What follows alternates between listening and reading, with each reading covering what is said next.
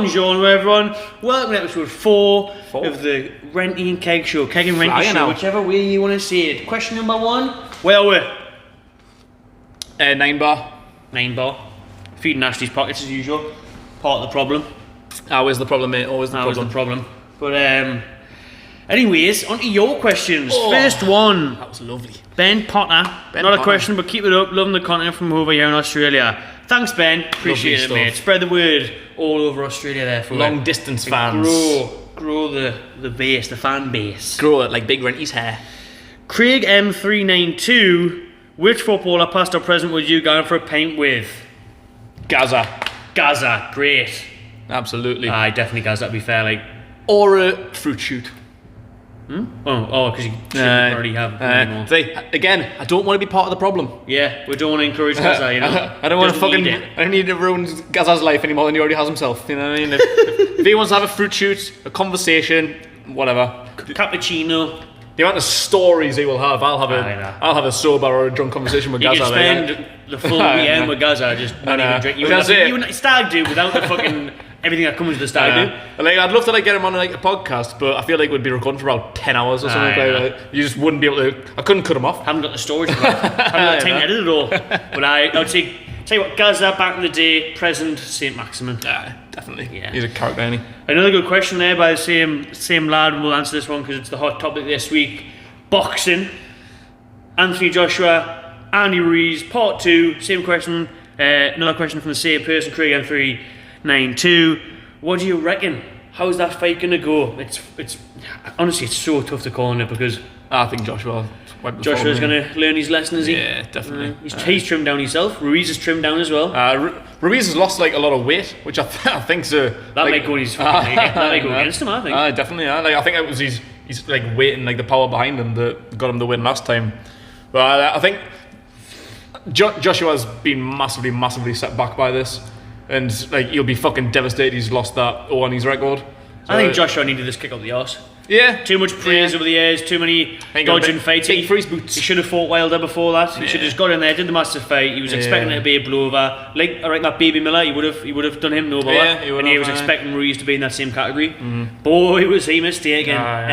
Ruiz, 5 a day. We're talking Taco Bell, not fruit and veg, but it worked a treat for him. I think he just took him. I don't think he took him too seriously. I thought he thought it would be like a walkover. Especially when he floored him early doors. He got clocked with one big shot, and that ruined the game. He never recovered from that first shot. He did give up too easy, Joshua definitely did. But I think it's going to be close. Honestly, I was watching Tyson Fury the other day, and he was saying it's going to go the same way. He was like, he reckons Ruiz in about the 7th again. Really? So he knows a lot more than me. But if I had to say, I would back Joshua this time. Yeah, I reckon Joshua will learn his lesson, and he'll not want to be embarrassed a second time, so he'll do everything he can to make sure he wins. But he can't go in swinging like a nutcase.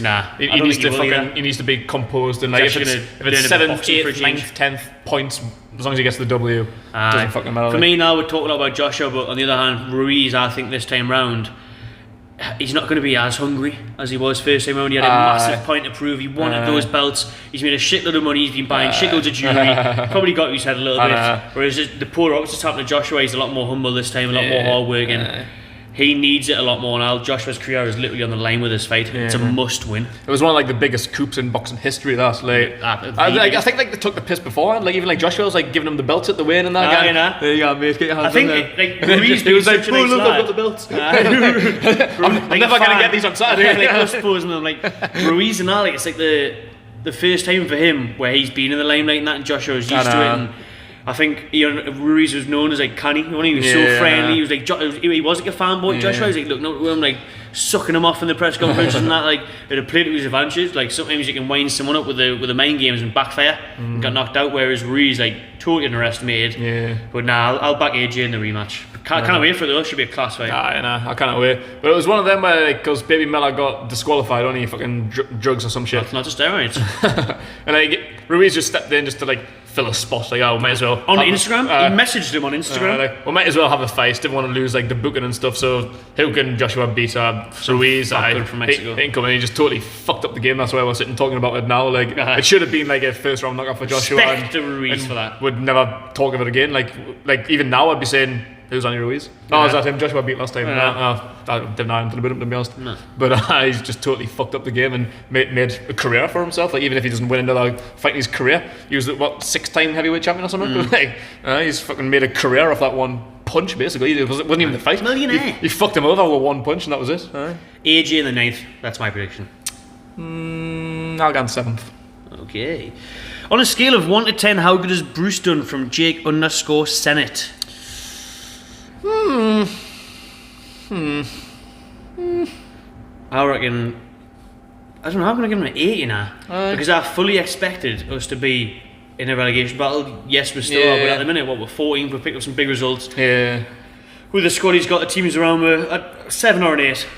I'd probably go on 7. It's just like when we've been bad, we've been bad. Norwich. Fuck me. Leicester. Villa as well. It's like when we go 1-0. Brighton. It's usually like when we go 1-0 down. Like there's just no plan B. It's like he's just been smacked in the face by Andy Ruiz. He's like, oh, what do I do now? Portham against City. Like, 2 screamers though. Yeah. That's the thing we've got to look past. Yeah, we're all buzzing over 2 screamers. Yeah. Williams, very good goal. Shelby, tremendous goal. Yeah. Wasn't for them being out, you know, it would have been a 2-0 defeat or something, or even more, because City did miss lost chances. But he's doing a lot better than expected. I'll roll with a 7.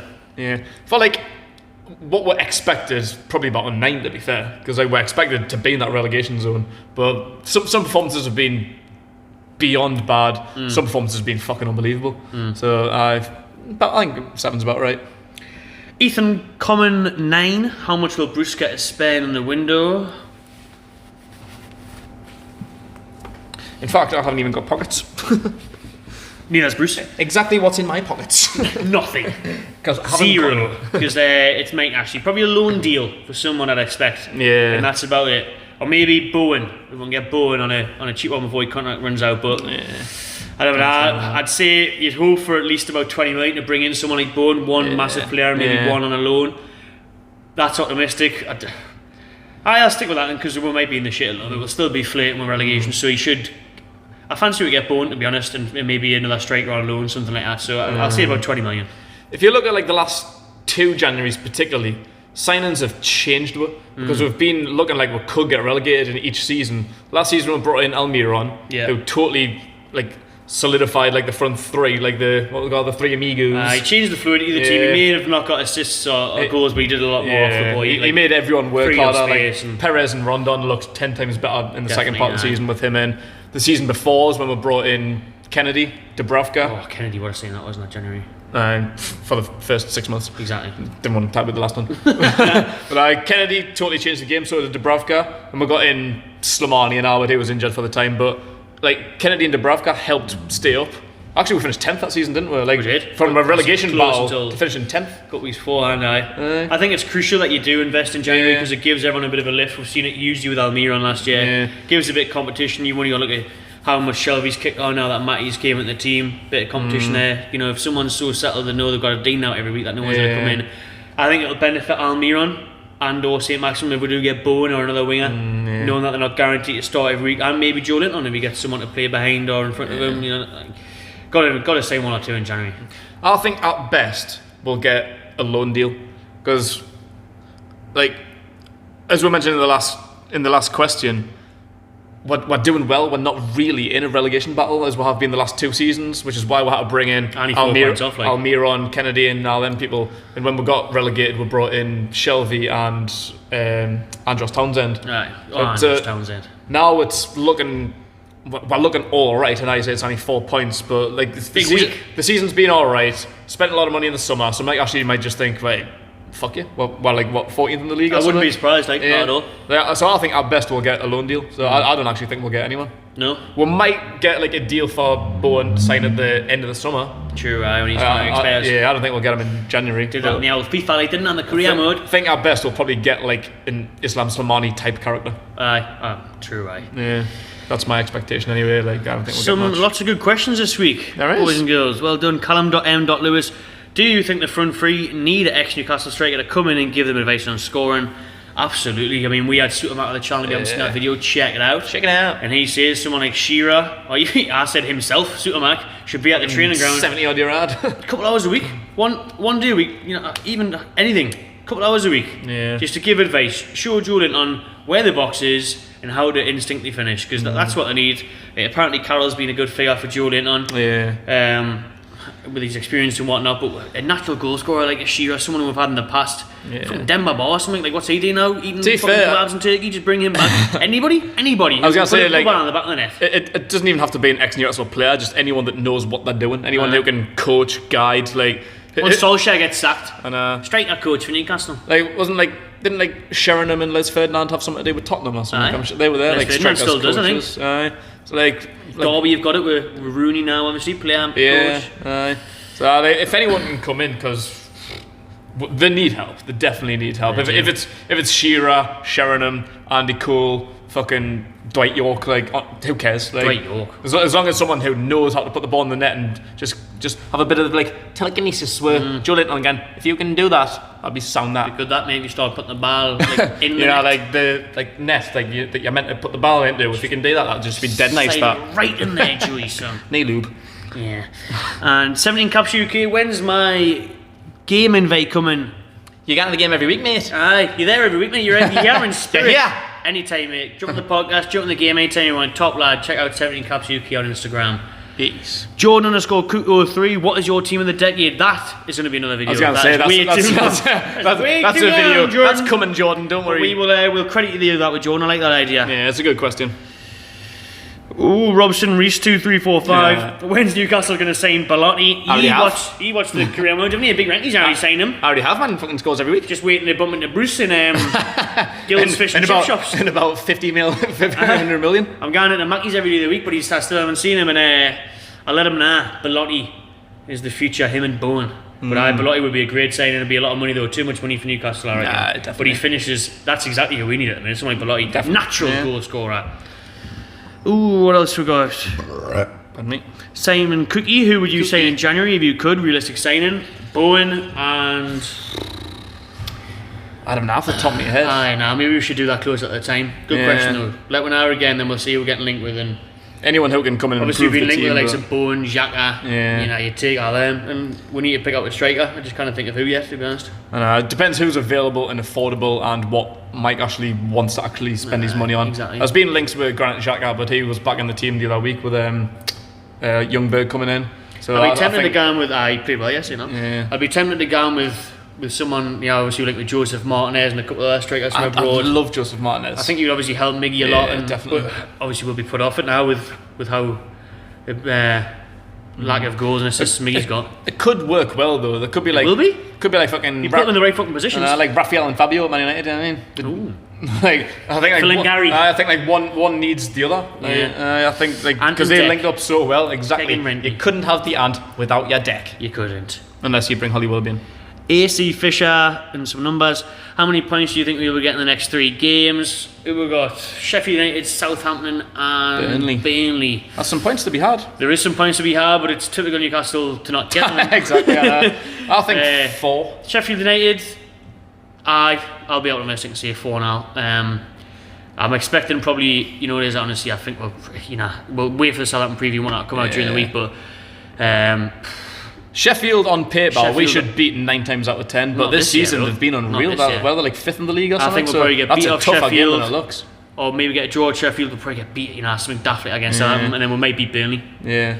I'll say maybe it's lose to Sheffield, beat Southampton, draw to Burnley, 4 points. Any of those 3 where we win, draw, lose, as long as we don't obviously lose all 3. Yeah. We'll get a win in there somewhere. Then happy days. I'll take 4 out of 9.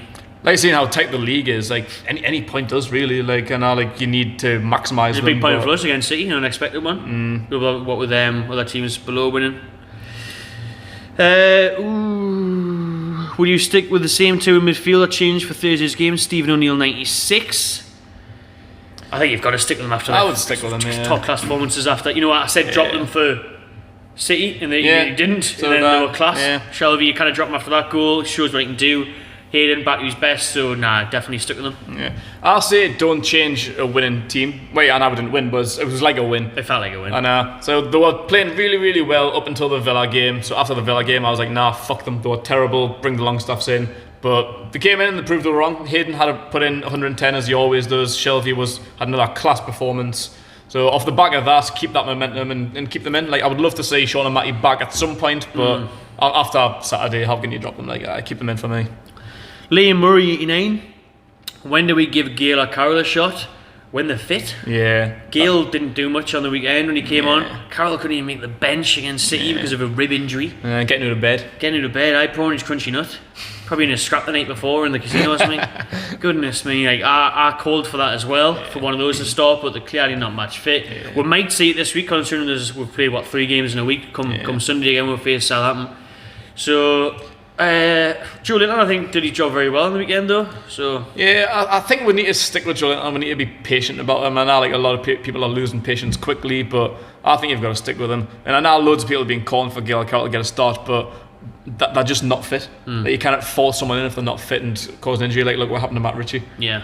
Like stick with Julian on. He's fit and he's trying. You can see like week by week he's getting better with the odd few dodgy performances like Villa. To be fair, even against Villa he wasn't really that bad. Like I think you've got to stick with him. I think he's getting along. It's a slow development, but he's getting there. And where the other two aren't fit, what you gonna do? Remember, he's getting played out of position. Exactly. Yeah. And do you think Almiron will score against Sheffield United in score prediction? That leads one nicely to the next question, because Andrew _Eltis 11 asked this, and I reckon Joe Linton will score against Sheffield United, but I reckon Miggy will assist him. I don't think Almiron will score. Stick a bet on that one. But I think Miggy will assist him.